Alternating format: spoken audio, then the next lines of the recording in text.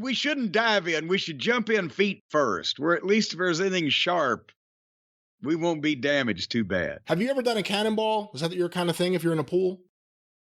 The only way I've ever jumped into open water of any kind is feet first. I don't head first anything. Well, I can do a nice little head first through the ropes, but I'm going to turn on the way around, not like these fucking guys these days. Well, hopefully the cannonball wouldn't be head first. That really would defeat. But no, that's what I'm saying. I don't dive into water. I don't want my head to go underwater. I haven't jumped in and cannonballed where actually my head would go underwater in, 30 years at least. Because it makes my ears very uncomfortable. I don't like liquid in my ears. I don't like eardrops or any kind of liquid in my ears. I never have ever opened my eyes underwater. I can't do that. I don't want any liquid in my eyes. When the eye doctor gives me the eye drops, they have to have the assistant use both hands to hold my eyes open. I'm not physically able to do that because I know it's coming. I don't want any fucking liquid in the orifices I've got in my fucking head. I'm afraid that rot could set in, some kind of mold mildew issue. This is the craziest thing I've ever heard. I've never thought of it that way. I don't want to let liquid in. If I open my eyes underwater, I'm letting liquid in? And your nose?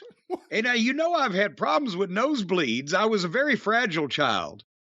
So I don't want salt water up my nose. I don't want to breathe water into my lungs. I don't want fucking water damaging my eardrums. You can get infections that way. What about earplugs? They make lots of earplugs. They're relatively inexpensive. You can get them at CVS or any of your finest pharmacies. You put them in your ears. You make a little ball out of them. You put them in your ears. That protects your ears. Well, if I have to do that, I'm going to use the Raycon wireless earbuds. I don't know why that they're not sponsoring this week's particular program, where we could have segued graciously and gracefully into that. But no, I'll have water up to my fucking chinny chin chin, and from there on, then I'm a good floater.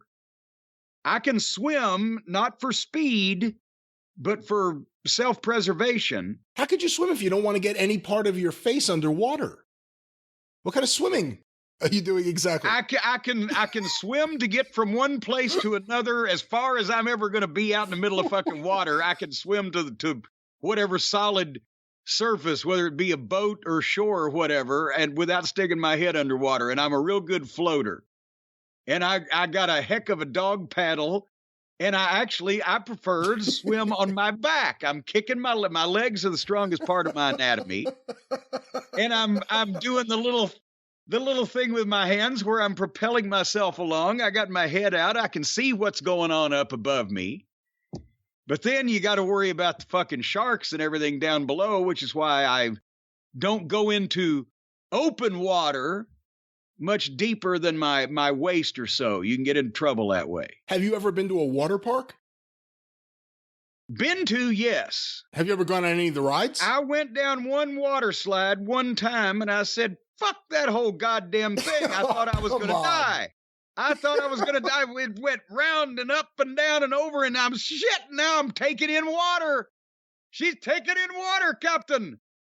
And then you come out the thing and you go straight down and you got velocity. So you're underwater for a while. I came out fighting, got out and cussed a bit and said, that'll be the last fucking time I'll do that.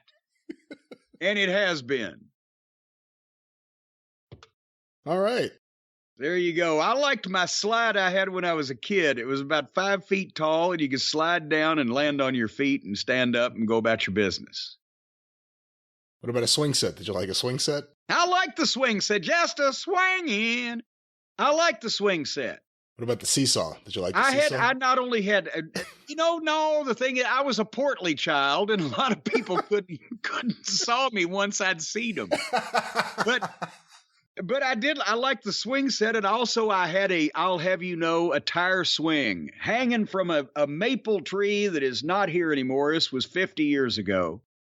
Right outside the driveway area there, I had an old spare tire tied up as a swing, and I could get in it, and they'd push me. My cousin Larry one time pushed me some fucking high up, I goddamn hit my head on one of the limbs. So then every time that Larry would push me, my mom made me put my fucking batting helmet on. Hold on. There's so many different visuals for Travis to work with and whatever we're talking about here.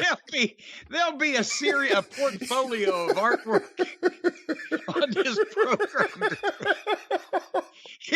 And now available, the Travis Heckel Portfolio 1 of Drive-Thru number 250. Next year from Figures Toy Company, little Jim Cornette with a helmet on and his little tire. Comes complete with spare tire and batting helmet. Tiny rope optional. You can sell the tree and make it a play set. I mean, if you really think about it. I did. The tree is gone, unfortunately. Cousin Larry not included. Cousin Larry not included. He drives a hard bargain. I don't know if he'd sign a contract with them for the conditions.